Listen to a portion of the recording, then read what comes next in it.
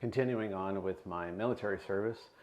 So at this time, I've just completed my training for field artillery. I'm not combat deployable because I fractured both feet and ankles.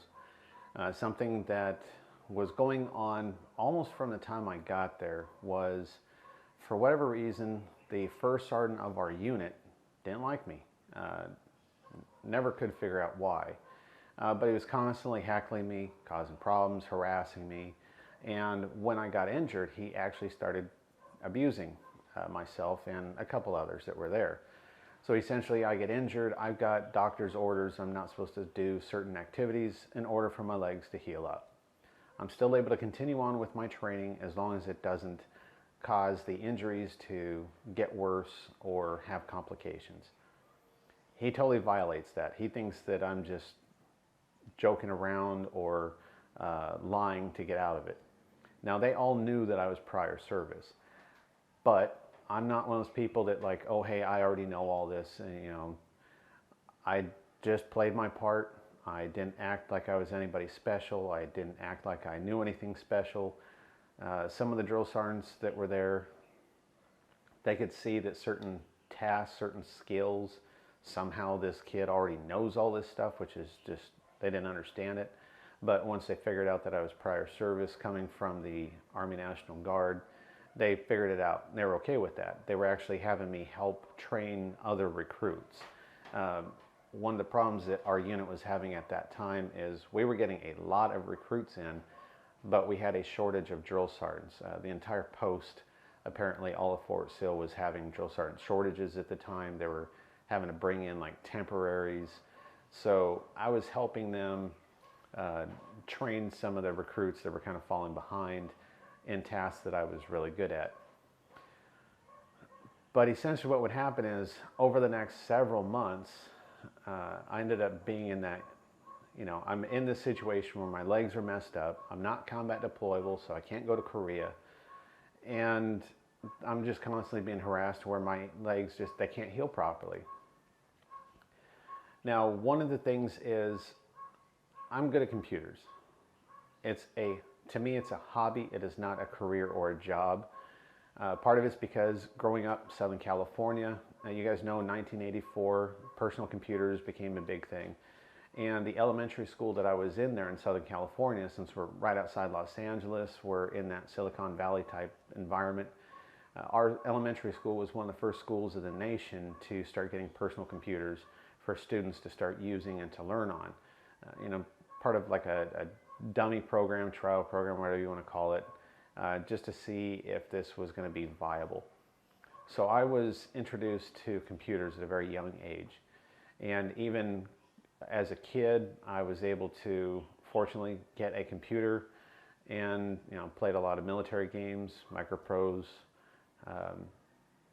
But I was good with computers. As a young adult, I started learning how to build computers, repair computers, do all kinds of work on them. And I don't recall exactly how they found out, but when I was in my unit, they found out I was good with computers. And this is 1998, so computers are still kind of a new deal. This is around the time that CD-ROM burners were just starting to be made available. And when it was determined that I'm not going to be able to deploy off to my regular unit, but I've already completed my training, what do they do with me?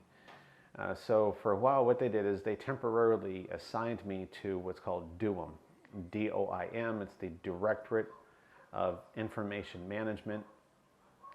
And pretty much they were the department on post that's in charge of setting up all the computer networking, repairing the computers, getting all that crap running. So when a certain unit would need a computer set up, we would go over there and get it set up.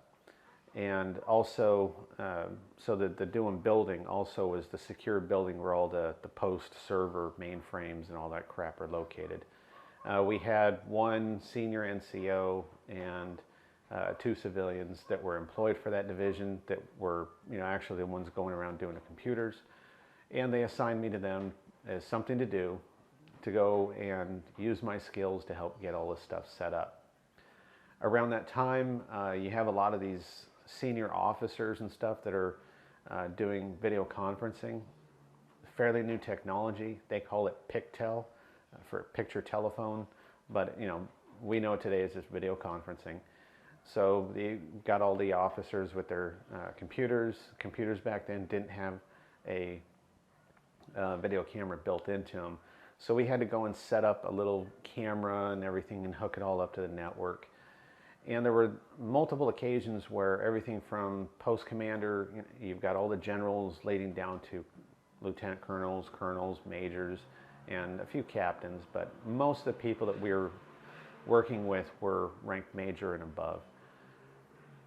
And with some of these senior officers, I'm in there and I'm setting up their network system. I'm going into their computer, setting up all of the proper protocols and everything.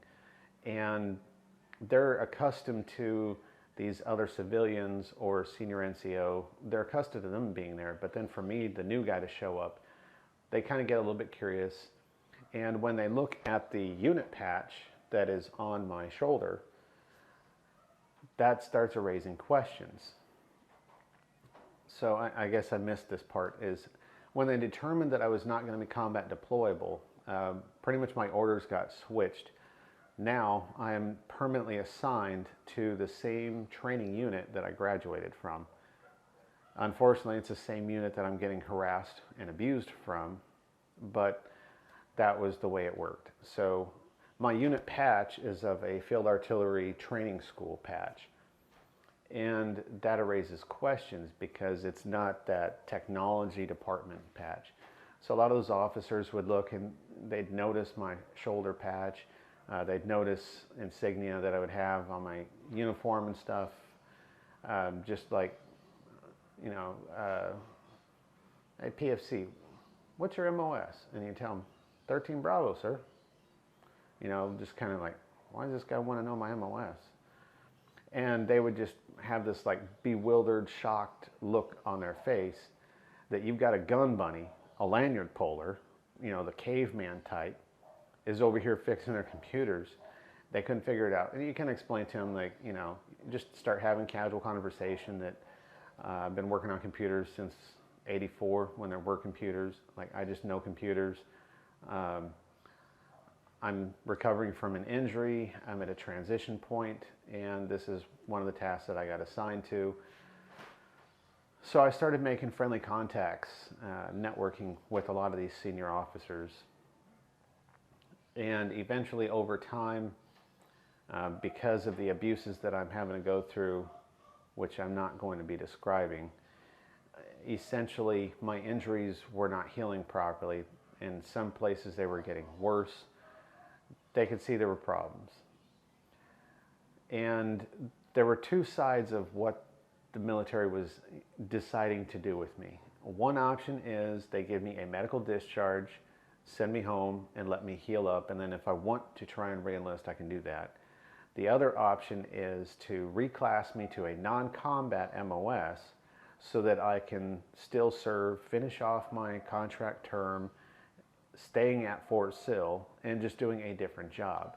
Now, a lot of the senior officers on post were recommending that I go to, I think it was Fort Gordon, Georgia, and get my MOS in some kind of an IT job, where I would then be returning to Fort Sill and permanently be assigned to that technology department, doing that job as my regular, normal job.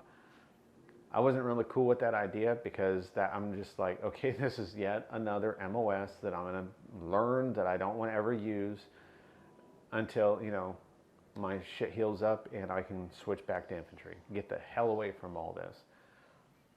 That was what they were really leaning on. I would be at Fort Sill for a year and a half before they finally decided that because, my injury still hadn't healed up, and because some other political bullshit that was going on there, they just decided that they were going to give me a medical discharge with severance pay. And after, a year, whatever, I would be able to re-enlist as long as my injuries show that they were healing. So the med board makes that decision. And at the end of '99, I am out of the Army. I don't know what I'm going to do because this was my career choice. This is what I wanted to do. I don't know what I'm going to do because my legs are still kind of jacked up. I know I'm going to have to start doing physical therapy and everything. So what do? For a month, I was crashing at a friend's house. He was actually a recruit while I was a training instructor at that unit. So I was actually one of his instructors. But after I got out, we were friends, stayed at his place for about a month trying to figure out what to do. My family back in Oregon gets a hold of me and say, hey, we got some problems. Can you come back and help us deal with these things? So I was like, all right, that'll give me time to figure out what I'm going to do next. So I just grabbed a couple of my stuff and went home, back to Southern Oregon where my family was. Was there for a while, helping them out, trying to figure out what I'm going to do next. One thing is, when I was in high school, I was also not just dealing with the National Guard, but I was hanging out at a local volunteer fire station. It was just down the street from my great-grandparents' house. So I'd constantly be going over there after school or whenever I had time. If I wasn't at the armory, I was over at the fire station. And once I was in the Army National Guard, when I wasn't going on drill and stuff like that, I was actually working with the volunteer fire station. So when I come back from the Army, I get back to Southern Oregon, to that town. I start hanging out at the fire station for a while, go back through, getting back in there. There had been some changes. Some of the senior people were leaving, and the kids, the little rugrat kids that were running around the station, that were like the kids of different people that worked there, they're now old enough to actually start getting into the firefighting program.